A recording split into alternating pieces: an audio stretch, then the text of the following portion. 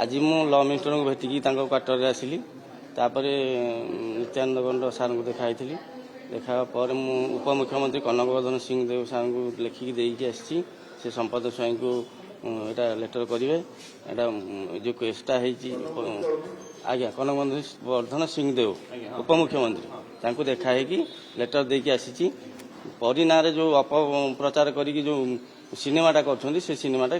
तुरंत बंद करा जाऊ कहीं यहाँ आम हाइकोर्ट रे केस मैटर चली जे पर्यंत केसटा न तुटी से पर्यंत कौन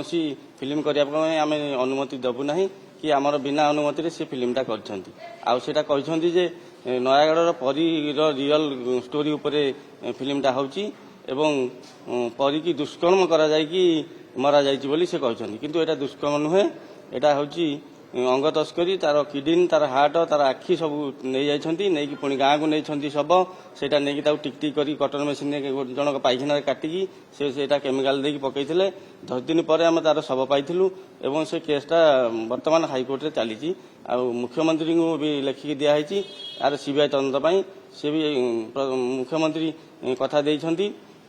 आर सीबीआई तदंत करा जिवो जी प्रकृत दोषी जी होना धरा हम और उपयुक्त दंड दिज्व